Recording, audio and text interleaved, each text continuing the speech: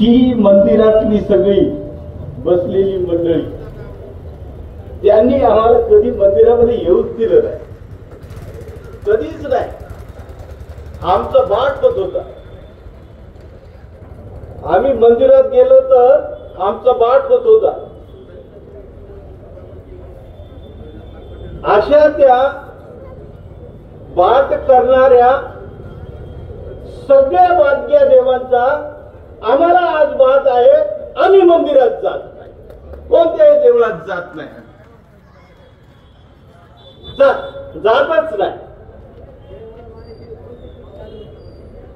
आम्ही देवळ सोडली, आम्ही देव सोडली, देवांचे नाव सोडले आणि जे जे देवांचे थोतांड होते ते सगळे सोडले. कुणी मातीत पुरले देव, कुणी पाण्यात सोडले देव, कुणी विहिरीत बुडवले देव. सगळे देव कुठे गेले माहिती नाही. आता पुन्हा काही मंडळी देव वर आणण्याचा प्रयत्न करत आहे. देशामध्ये अशा प्रकारची परिस्थिती हिंदुत्वाच्या नावानं पुढं आणण्याचा प्रकार आज होतोय. डॉक्टर बाबासाहेब आंबेडकरांच्या संविधानाच्या नावानं जोगवा मागायचा मतांचा आणि एकदा सत्तेवर आलं की भान ठेवायचं नाही. काल ते टरबुजा, ज्याचं टरबुजासारखं तोंड आहे, ते असं मी म्हणत नाही, ते आमचे संजय राऊत म्हणतात की टरबुजा फार खोटं बोलतो, तो टरबुजा असा आहे, तो टरबुजा तसा आहे. त्याच्यामुळे मी त्यांचं नाव विसरून गेलो, पण त्याची कृती विसरली नाही. लोकांच्या अंतःकरणामध्ये, तुमच्या आणि माझ्या आणि सर्वांच्या मनामध्ये ती गोष्ट खटकत असेल, बोचत असेल, जिचा आम्ही निषेध केला पाहिजे. काल डॉक्टर बाबासाहेब आंबेडकरांच्या चैत्यभूमीला जाण्यासाठी हजारो नव्हे लाखो लाखो लोक डॉक्टर बाबासाहेब आंबेडकरांच्या त्या चैत्यभूमीला भेटण्यासाठी, त्या ठिकाणी नतमस्तक होण्यासाठी हजारो आणि लाखो लोक मुंबईला गेले. त्या ठिकाणी एक दिवस 5 तारीख ही जर उलटून गेली असती आणि 7 तारखेला जर त्या टरबुजाने मुख्यमंत्री म्हणून जर शपथ घेतली असती तर काही आकाश पाताळ एक झालं नसतं. परंतु आमच्या जखमेवर मीठ जोडण्याच्या दृष्टीनं, त्याच्यावर मिठी लावण्याच्या दृष्टीनं कालचा तो शपथविधी झाला. आम्ही दुःखामध्ये असताना तिकडे फटाके वाजत होते, पेढे वाटले जात होते आणि बाया सुद्धा नाचत होत्या, आनंद व्यक्त करत होत्या. अशा प्रकारचा कालचा तो तांडव पाहून मला असं वाटतं, मला खूप दुःख झालं आणि त्या दुःखाचा एक भाग म्हणून मला असं वाटतं की या टरबुजासह त्यांच्या मंत्रिमंडळामध्ये सहभागी झालेले जे कोणी लाडक्या बहिणीचे कोण मुख्यमंत्री असतील, उपमुख्यमंत्री असतील, त्या सगळ्यांचा या शोक सभेमध्ये मी त्यांचा निषेध करतो. बांधवा, तुम्ही आमच्यासाठी आलात ना, तुम्ही आमचं दुःख निवारण्यासाठी, आम्हाला मदत करण्यासाठी, आमच्या वेदना वाटून घेण्यासाठी तुम्ही आलात ना. तुम्हाला पुन्हाही दिवस मिळाले असते. अगोदरच 23 तारखेपासून तर कालपर्यंत 10-12 दिवस झाले निवडणुकीचा निकाल लागून. या दिवसामध्ये तुम्ही कधीही त्या बाबतीमध्ये विचार केला नाही आणि काल नेमकी तारीख निवडली. खरोखरच ही दुर्दैवाची गोष्ट आहे. बांधवांनी, आपण गांभीर्याने याचा विचार केला पाहिजे. म्हणतात की आम्हाला फार मोठं बहुमत मिळालं. हे तुमचं बहुमत नाही, हे लोकांचं बहुमत नाही, हे तुमच्या पक्षाचं सुद्धा बहुमत नाही. हा ईव्हीएमचा डाव आहे, मशीनचा डाव आहे. त्या मशीनने याला पाशवी असं बहुमत दिलेलं आहे बांधवांनो. आणि डॉक्टर बाबासाहेब आंबेडकरांनी सांगितलेल्या लोकशाहीला या ईव्हीएमच्या माध्यमाने पहिलं डागाळण्याचं काम या सरकारने केलेलं आहे आणि या सरकारमध्ये असणाऱ्या पक्षांनी केलेलं आहे बांधवांनो. त्यामुळे मी निषेध करतो. त्यांचं माझं काय वैर आहे का? काहीही वैर नाही, परंतु आपण सजग व्हायला पाहिजे. आम्ही सजग व्हायला पाहिजे. आम्ही आमिषाला बळी पडता कामा नाही. आम्ही डॉक्टर बाबासाहेब आंबेडकरांची औलाद आहोत. डॉक्टर बाबासाहेब आंबेडकरांमुळं आम्हाला सगळं काही मिळालेलं आहे. डॉक्टर बाबासाहेब आंबेडकरांमुळं आज भंतींच्या अंगावर चिवर येत आहे, तुमच्या आणि माझ्या अंगावर जे कपडे येतात आणि बोलण्याचं धाडस तुम्हाला या ठिकाणी बसण्याचं सन्मानाचं जे काही खुर्ची आसन जे मिळतंय हे सगळं मिळून देण्याचं काम जर कुणी केलं असेल तर ते फक्त आणि फक्त डॉक्टर बाबासाहेब आंबेडकरांमुळं आणि कुणामुळं नाही बांधवांनो. याची आपण जाण ठेवली पाहिजे. अनेक विषयावर या ठिकाणी चर्चा झाली, मंथन झालं. या ठिकाणी बोलताना संकल्प दिन म्हणून व्हावा असंही बोलल्या गेलं. या ठिकाणी बोलताना वक्त्यांनी हेही सांगितलं की आमची चळवळ कुठंतरी मागे जाते का, याही दृष्टीनं विचार करण्याच्या दृष्टीनं आम्हाला उद्युक्त केलं. या ठिकाणी बोलताना या सगळ्या विचारांची उजळणी झाली पाहिजे असंही बोलल्या गेलं. या ठिकाणी बोलताना हेही बोलल्या गेलं की डॉक्टर बाबासाहेब आंबेडकरांचं जे काही साहित्य आहे त्यावर निष्ठा ठेवून आम्ही चाललं पाहिजे असंही बोलल्या गेलं. बांधवांनो, मला असं वाटतं मी ज्या मुवमेंट मधून आलो, ज्या डॉक्टर बाबासाहेब आंबेडकरांना आम्ही आमच्या रक्तामध्ये भिनवलं, त्या रक्ताला प्रत्येक वेळी असं वाटतं की तुम्ही त्याग केला पाहिजे, तुम्ही उद्ध्वस्त झाला पाहिजे. जोपर्यंत कार्यकर्ते उद्ध्वस्त होणार नाही तोपर्यंत कोणतीही चळवळ पुढे जाऊ शकत नाही, हा माझा दावा आहे बांधवांनो.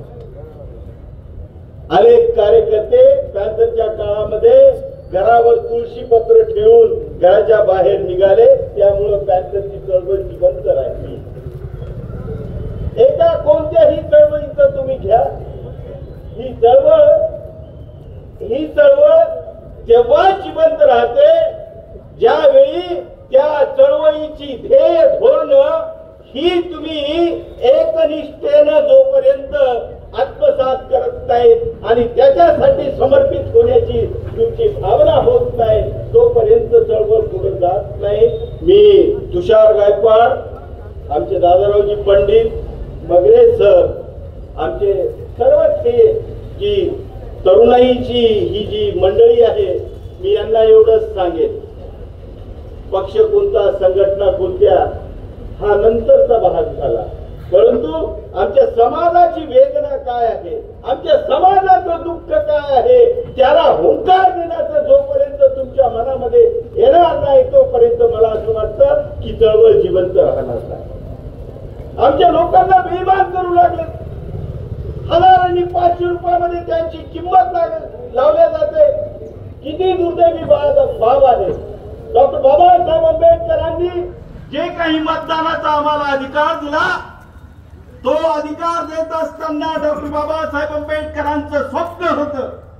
काय स्वप्न होतं की सत्तेमध्ये बसणारे लोक जर माजोरी झाले तर त्यांना खेचण्यासाठी हे तुमचं मत उपयोगी पडेल. हे मत तुम्ही विकता कामा नाही. आमचे दलाल ते काम करू लागले. आमच्या समाजामध्ये अशा प्रकारचे दलाल निर्माण होणार नाहीत याची काळजी प्रत्येक कार्यकर्त्याने घेण्याची गरज आहे. मला असं प्रामाणिकपणानं वाटतं बांधवांनो. आणि आपल्याकडून मी एक अपेक्षा करतो, माझ्या माता भगिनीकडून, माझ्या वयस्कर बांधवाकडून, माझ्या गरीब माणसाकडून मी अपेक्षा करतो, तुम्ही एकदा तरी असं ठरवा मनापासून की कोणताही दलाल जर आमचं मत विकत घेण्यासाठी आला तर त्याला घराच्या बाहेर झाडू दाखवून हाकलण्याचं काम करा. तरच मला वाटतं की डॉक्टर बाबासाहेब आंबेडकरांच्या मताची तुम्ही किंमत करत आहात बांधवांनो. डॉक्टर बाबासाहेब आंबेडकर असेच नाही घडले हो. बाबासाहेब आंबेडकर किती हट्टी होते. बाबासाहेब आंबेडकर हट्टी होते. बाबासाहेब आंबेडकर कसे हट्टी होते. डॉक्टर बाबासाहेब आंबेडकरांना कधी मंदिराच्या मध्ये येऊ दिलं नाही. डॉक्टर बाबासाहेब आंबेडकरांना कधी पाण्याचा स्पर्श होऊ दिला नाही. डॉक्टर बाबासाहेब आंबेडकरांना कधीही चांगल्या ठिकाणी बसू दिलं नाही. डॉक्टर बाबासाहेब आंबेडकरांना प्रत्येक ठिकाणी अपमान आणि अपमान सहन करावे लागले. मंदिरात नव्हे, सार्वजनिक ठिकाणी नव्हे, प्रत्येक ठिकाणी डॉक्टर बाबासाहेब आंबेडकरांना अपमान सहन करावे लागले. पण बाबासाहेबही हट्टी होते. डॉक्टर बाबासाहेब आंबेडकरांना हिमाईनं सांगितलं, काय सांगितलं की तुला जर मोठं व्हायचं असेल तर तुझा राग तू काढून दिला पाहिजे. तुझा राग तुझ्यातून तू गाळला पाहिजे, सहन केलं पाहिजे आणि मोठं झालं पाहिजे. डॉक्टर बाबासाहेब आंबेडकर असं त्या चवाळ्यावर शेवटच्या वर्गाच्या शेवटची जी लाईन आहे तिथं बसायचे. माठ त्या ठिकाणी कोपऱ्यामध्ये ठेवलेला पाण्याचा, सगळे लोक तिथपर्यंत जाऊन पाणी प्यायचे. परंतु त्या माठापर्यंत डॉक्टर बाबासाहेब आंबेडकरांना जाण्याची परवानगी नव्हती. अशा प्रकारचे अपमान डॉक्टर बाबासाहेब आंबेडकरांनी सहन केले. बांधवांनो, एक मिनिट मी थांबतो. वेगवेगळ्या प्रकारचे अन्याय सहन केले, अपमान सहन केले. बाबासाहेब आंबेडकरांना कितीतरी वेदना त्या काळामध्ये झाल्या असतील, तुम्ही त्याची कल्पना करू शकता. आपल्या लेकराला जर कुणी मारलं ना की लगेच आई निघते बाहेर, माझ्या लेकराला का मारलं. त्या लेकराला तर किती वेदना झाल्या, किती अपमान सहन करावे लागले, तरीही डॉक्टर बाबासाहेब आंबेडकर ते सहन करत राहिले, डगमगले नाही. डॉक्टर बाबासाहेब आंबेडकरांनी भारतातलं शिक्षण पूर्ण केलं, अमेरिकेचं शिक्षण पूर्ण केलं, इंग्लंडमध्ये शिक्षण पूर्ण केलं. या देशामधल्या सगळ्यात मोठ्या डिग्र्या नव्हे, देशातल्याच नव्हे तर जगातल्या सगळ्यात मोठ्या डिग्र्या डॉक्टर बाबासाहेब आंबेडकरांनी घेतल्या. आणि मी तुम्हाला सांगितलं की डॉक्टर बाबासाहेब आंबेडकर फार हट्टी होते. त्यांनी काय केलं, त्या डिग्र्यांचा उपयोग त्यांना न्यायाधीश होण्यासाठी नाही केला. त्या डिग्र्यांचा उपयोग त्यांना मोठी नोकरी लागावी म्हणून नाही केला. त्यांना मोठं काहीतरी फार मोठं संशोधक होण्यासाठी नाही केला. फार मोठा व्यापारी होण्यासाठी त्याचा उपयोग केला नाही. तर डॉक्टर बाबासाहेब आंबेडकरांनी जे सहन केलं, त्यांनी सहन केलं आणि त्यांच्या समाजावर असणाऱ्या ज्या काही सहन करण्याच्या पाया होत्या, सगळ्यांना हे सहन करावं लागतं हे डॉक्टर बाबासाहेब आंबेडकरांनी पाहिलं. आणि एकच बाब केली त्यांनी. डॉक्टर बाबासाहेब आंबेडकरांनी संविधान लिहून टाकलं. आणि कोण आम्हाला मंदिरामध्ये जाण्यास रोखतो, कोण रोखू शकतो, कोण आम्हाला पानवट्यावर येऊ देत नाही. डॉक्टर बाबासाहेब आंबेडकर कोण आम्हाला गाडीमध्ये जाऊ देत नाही, कोण आमच्या सोबत मांडीला मांडी लावून बसू शकत नाही. हे सगळं करण्याचं काम डॉक्टर बाबासाहेब आंबेडकरांनी संविधानाच्या माध्यमातून केलं. बाबासाहेब काय साधे होते का? ते पण हट्टी होते. डॉक्टर बाबासाहेब असे साधे सुधे नव्हते. डॉक्टर बाबासाहेब आंबेडकरांनी ही जी सगळी देवस्थानं, हे जे सगळे धर्म आहेत, या सगळ्या ज्या धर्मांना आमचा वाट होत होता त्या सगळ्यांना संविधानामध्ये आलं आणि त्यांच्यावर उपकार केले. या देशातल्या प्रत्येक धर्म, मग तो शीख असो, मुस्लिम असो, हिंदू असो किंवा अन्य कोणता धर्म असो, त्या सगळ्यांना भारतीय संविधानाच्या कलम 25 प्रमाणे त्यांनाही संरक्षण दिलं, त्यांच्यावरही उपकार केले.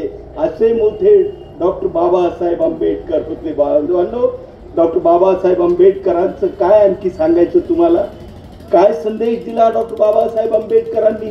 आम्हाला शहाणं होण्याचा संदेश दिला. आम्ही शहाणं होतोय का?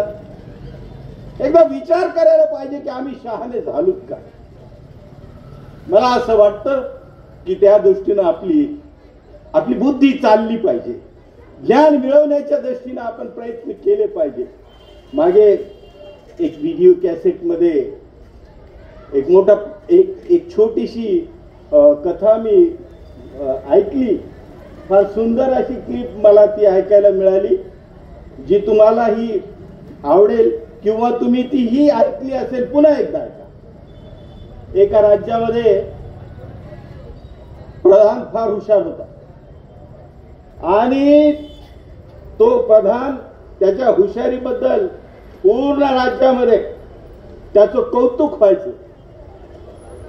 त्या प्रधानाचा मुलगा रोज शाळेमध्ये जायचा आणि त्याचा जो रस्ता आहे शाळेमध्ये जायचा रस्ता, तर तो राजवाड्याच्या समोरूनच होता.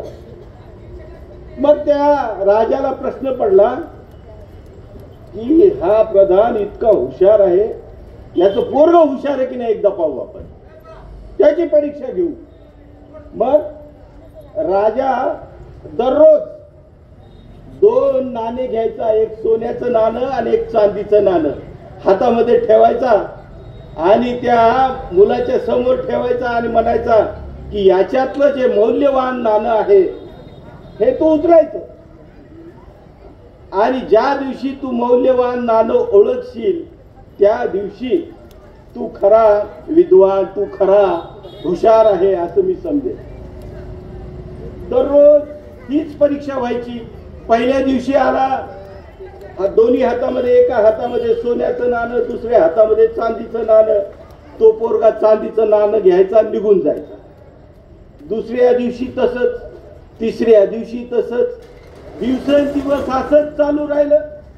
100 दिवस लोटले तरीही ते पोरग ते चांदीचंच नाणं घेऊन जायचं, सोन्याचं नाणं तसंच.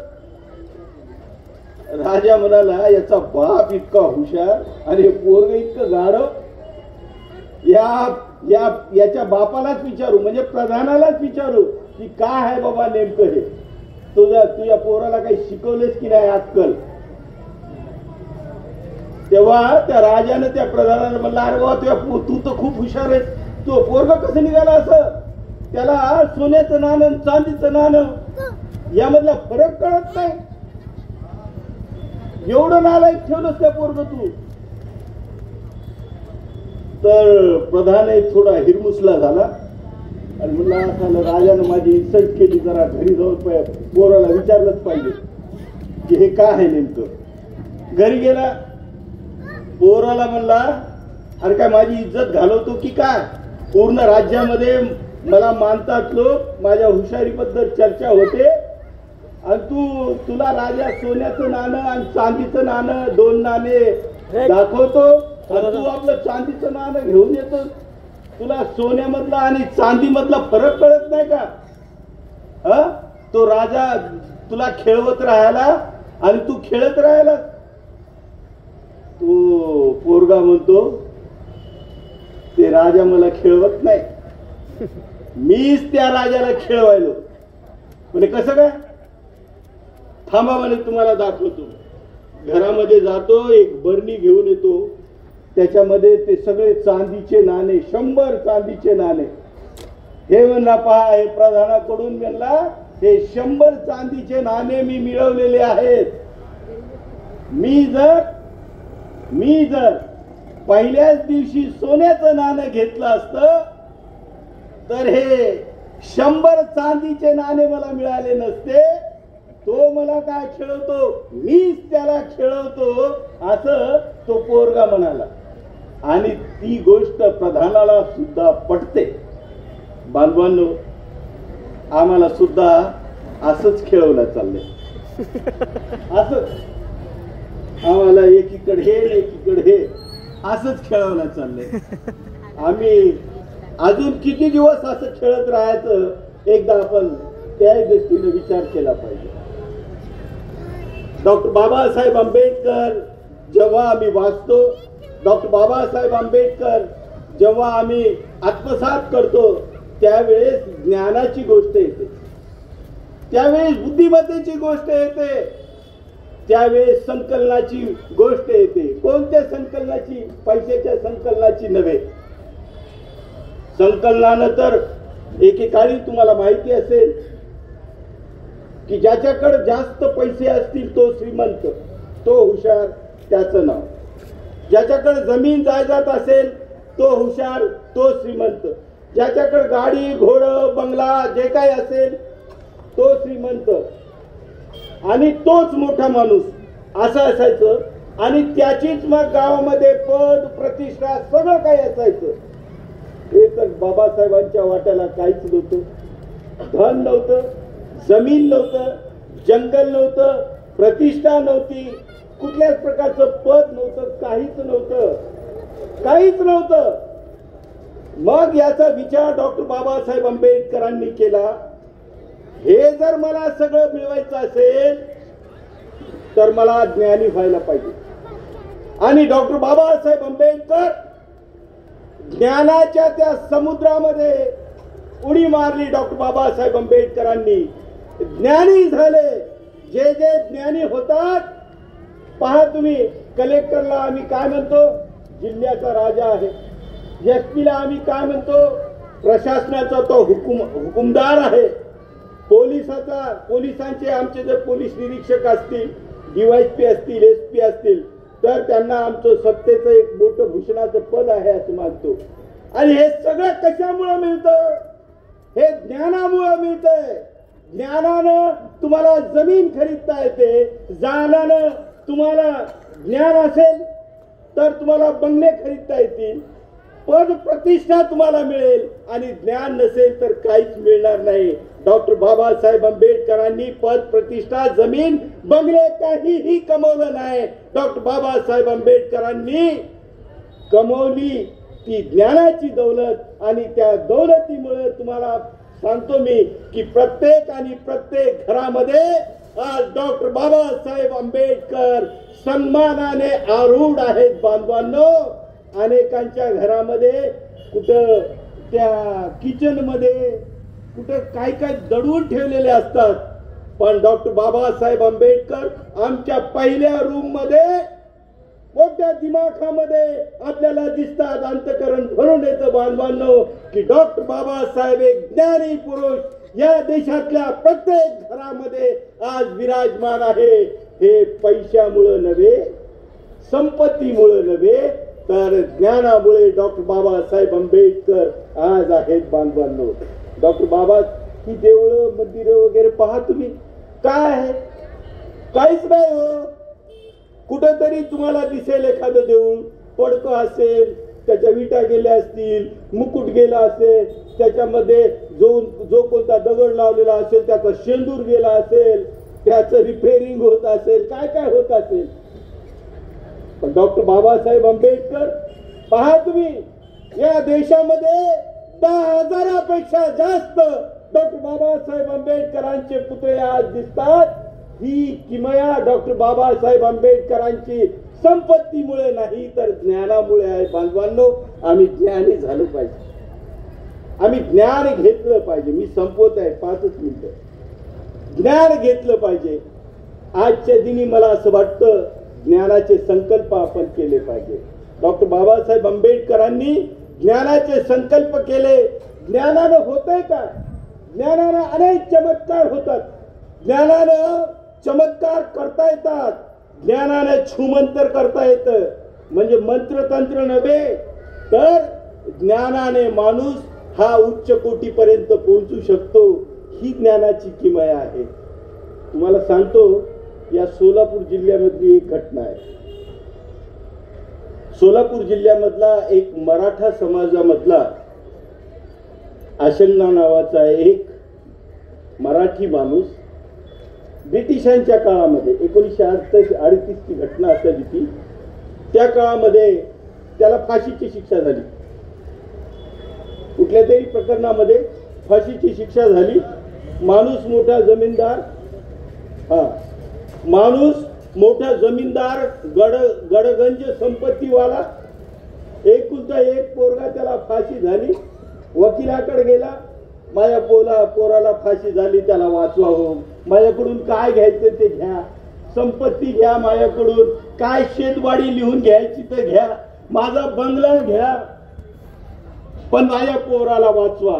अशा प्रकारची गयावया तो करत अनेक वकिलांकडे गेला. त्या काळामध्ये असणारे ब्रिटिशांचे जे वकील होते, त्या ब्रिटिशांच्या वकिलाकडे सुद्धा हा माणूस गेला आणि विनवण्या करू लागला की बाबा माझ्या पोराला वाचवा. ती फाईल पाहिल्यानंतर प्रत्येक वकील हे सांगत होता की तुझ्या पोराला कोणी वाचू शकत नाही, तुझ्या पोराला कोणी वाचू शकत नाही, त्याला फाशीची शिक्षा झालेली आहे. कुणीतरी त्यांचा नातेवाईक त्यांच्याकडे भेटतो आणि सांगतो की अरे आताच अमेरिकेहून नवीन वकील आलेत, नवीन बॅरिस्टर आलेत, त्यांचं नाव डॉक्टर बाबासाहेब आंबेडकर आहे. खंडाळ्याला पनवेलच्या जवळ खंडाळा असणाऱ्या विश्रामगृहामध्ये ते राहतात. तिथं जाऊया आपण. पहिल्यांदा ते राजगृहाला जातात. राजगृहाला भेट होत नाही, तिथून ते खंडाळ्याला जातात आणि खंडाळ्याला जाऊन डॉक्टर बाबासाहेब आंबेडकरांच्या त्या रूमच्या बाजूला बसतात. बाबासाहेबांची वाट पाहत की बाबासाहेबांना एकदा ती फाईल दाखवली पाहिजे, काय म्हणतात त्यांचं ओपिनियन घेतलं पाहिजे, काय त्यांचा सल्ला आहे ते. ती फाईल घेऊन बसलेले असतात. बाबासाहेब विश्रांती करत असतात. त्यांना सांगतात की तुम्ही थांबा, थोडं थांबा. त्या दिवशी ते तिथंच थांबतात. बाबासाहेब सकाळी उठतात. उठल्यानंतर त्यांना ती फाईल, हे आशंना वगैरे ते लोक दाखवतात आणि सांगतात की अशा अशा प्रकारची माझ्या मुलाला, निरपराध मुलाला शिक्षा झाली फाशीची, त्याला बाबासाहेब तुम्हीच वाचू शकता, आम्हाला दुसरा कुठल्याही प्रकारची अपेक्षा नाही, दुसरं कोणी माझ्या मुलाला वाचविल असं नाही. बाबासाहेब पाहतात, थोडीशी चाळवणी करतात त्या फाईलला आणि म्हणतात ठीक आहे, तुझ्या मुलाला मी वाचून टाकतो. ती केस बोर्डावर येते. खालच्या कोर्टामध्ये निर्णय झालेलाच असतो. हायकोर्टामध्ये सुद्धा ती केस चालत राहते आणि बाबासाहेब आपल्या बचावाचं आर्ग्युमेंट करतात. आर्ग्युमेंट केल्यानंतर सुद्धा तो जो जज आहे तो सांगतो की यामध्ये निर्णय झालेला आहे, यामध्ये विशेष असं काही म्हणजे बचावासारखं काही नाही, त्याला फाशीची शिक्षा दिलेली आहे, त्याला फाशीची शिक्षा द्यावीच लागेल.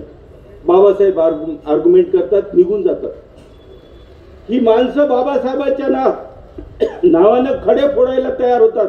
अरे एवढा मोठा बॅरिस्टर माणूस आणि त्याने आम्हाला अभिवचन दिलं, सांगितलं की बाबा आम्ही कसंही करून या माणसाला फाशीपासून वाचू, फाशीपासून सोडू असं सांगतात. आणि हा माणूस तर काहीच म्हणत नाही. शेवटी फाशी तर झाली. बाबासाहेब निघून जातात. बाबासाहेबांकडे पुन्हा जातात आणि म्हणतात, बाबासाहेब म्हणाले थांबा, अजून काहीही झालेलं नाही, तुम्ही थांबा, तुमच्या मुलाचा प्राण मी वाचवतो. त्या जल्लादाच्या समोर, जल्लाद म्हणजे फाशी देणारा जो माणूस आहे त्याला जल्लाद म्हणतात, त्या जल्लादाच्या समोर त्याच्या मुलाला उभं केलं जातं आणि त्याच्या गळ्यामध्ये फास टाकला जातो. तोंडावर काळी ही टाकली जाते पिशवी आणि त्याला ती फाशी देण्याची जे औपचारिकता असते ती सगळी केल्या जाते. तुम्हाला माहिती असेल नसेल मला माहिती नाही, सांगितलं पाहिजे की ज्या वेळेस एखाद्या माणसाला फाशी दिली जाते तेव्हा तो मॅजिस्ट्रेट समोर असतो. तर त्या मॅजिस्ट्रेट समोर असतो आणि तो म्हणतो की बाबा देऊन टाका फाशी, आता संपलं. बाबासाहेब येतात आणि थांबा म्हणतात, थांबा, फाशीची प्रक्रिया पूर्ण झालेली आहे. तुम्ही गळ्यामध्ये फास टाकलेला आहे आणि तोंडावर काळी पिशवी टाकलेली आहे. तुमचा जो आदेश होता, तुमचा जो न्याय निवाडा होता तो या ठिकाणी संपलेला आहे. तुमच्या न्याय निवाड्यामध्ये हे लिहिलेलं नाही की याला मरेपर्यंत फाशी द्या, त्याच्यामुळे तुम्ही मरेपर्यंत त्याला फाशी देऊ शकत नाही. तेवढ्या एका वाक्यावर त्या मुलाची फाशीची शिक्षा ही रद्द होते आणि तो सुखरूप पोहोचतो. ही डॉक्टर बाबासाहेब आंबेडकरांच्या ज्ञानाची किमया होती बांधवांनो. त्यामुळं डॉक्टर बाबासाहेब आंबेडकरांचं हे ज्ञान जे आहे, हे ज्ञान आम्ही घेतलं पाहिजे. त्या ज्ञानातून आम्ही काही शिकलं पाहिजे. आमच्या कुटुंबातली हर्षवर्धन गायकवाडनी सांगितल्याप्रमाणे आमच्या घरातली जी लेकरं आहेत ही हुशार झाली पाहिजे, शिकली पाहिजे, त्यांना ज्ञान आलं पाहिजे. नुसती पुस्तकी किडे होऊन उपयोगाचं नाही, त्यांनी किडे व्हावं, समाजाची वेदना काय आहे हे जाणूनही घेतलं पाहिजे आणि त्याच्यावर उपाय सांगितले पाहिजे. मी आमच्या सगळ्या नेते मंडळींना या निमित्तानं विनंती करणार आहे की आमच्या समाजाची जी वेदना आहे, तुम्हाला माहिती नसेल तर माहिती करून घ्या आणि ते सोडवण्याच्या दृष्टीनं, प्रयत्न करण्याच्या दृष्टीनं आम्ही त्याच्यासाठी समर्पित आहोत. अशा प्रकारचा संकल्प आजच्या या दिनी करा. मी खूप बोलल्यासारखं भरपूर आहे, अजूनही कितीतरी वेळ बोलू शकेल, पण सकाळपासून आपण या कार्यक्रमामध्ये आहात. तुम्हीही या शोकसभेचे एक घटक आहात. तुमच्याही वेदना मी जाणून घेतो. या सगळ्या आमच्या सहकार्यांच्याही वेदना आहेतच. आज उत्तम खंदारे म्हटल्याप्रमाणे आजची ही 6 डिसेंबर यायलाच नको पाहिजे जीवनामध्ये. अशा प्रकारची भावना प्रत्येक डॉक्टर बाबासाहेब आंबेडकरांवर प्रेम करणाऱ्या प्रत्येक माणसाची आहे. परंतु बांधवांनो, एक गोष्ट तुम्ही लक्षात घेतली पाहिजे की हे महापरिनिर्वाण दिन, हे आदरांजलीचे दिन, हे स्मरणांचे दिन, हे समुद्राचे केले जात नाहीत, सूर्य चंद्राचे केले जात नाहीत, ग्रह ताऱ्यांचे केले जात नाहीत. त्यांचेही आमच्यावर उपकार आहेत. जर सूर्य निघाला नाही तर आम्ही अंधारात असू, अंधार झाला नाही तर आम्ही झोपलेलेच असू, अंधार जर गेला नाही तर आम्ही झोपलेलेच असू. आम्हाला सूर्याचेही उपकार मानले पाहिजे, आम्हाला अंधाराचेही उपकार मानले पाहिजे. ग्रह तारे चमकतात त्यांचेही उपकार मानायलाच पाहिजे आम्ही, कारण ते आमच्या जीवनाचा अविभाज्य भाग आहे. समुद्राचेही आम्ही उपकार मानलेच पाहिजे आणि पृथ्वीचेही आम्ही उपकार यासाठी मानले की आम्ही या पृथ्वीवर चुकलो, काय शी केली, सू केली, तरीही ती बिचारी रागवत नाही पृथ्वी आमच्यावर. तसं डॉक्टर बाबासाहेब आंबेडकरांनी आमच्यावर प्रेम केलेलं आहे. डॉक्टर बाबासाहेब आंबेडकर कधीही आमच्यावर रागवलेले नाहीत. बांधवांनो, डॉक्टर बाबासाहेब आमच्या अंतःकरणामध्ये आहेत. डॉक्टर बाबासाहेब आंबेडकरांचे उपकार हे आमच्या जीवनाशी एवढे निगडीत आहेत की मला जर दुसरंही आयुष्य मिळालं तर ते डॉक्टर बाबासाहेब आंबेडकरांसाठी कुर्बान असेल. अशा प्रकारचा संकल्प आजच्या दिनी आपल्या सगळ्यांच्या वतीने मी इथे करतो. डॉक्टर बाबासाहेब आंबेडकरांना विनम्र भावे श्रद्धांजली अर्पण करतो आणि या ठिकाणी थांबतो. आपण सर्वांनी मला अत्यंत शांतपणाने ऐकून घेतलं त्याबद्दल तुम्ही रागावलात तरी मी त्याचं वाईट मानणार नाही. आपल्या सगळ्यांना धन्यवाद देतो. इथेच थांबतो. जय भीम, नमो बुद्धाय.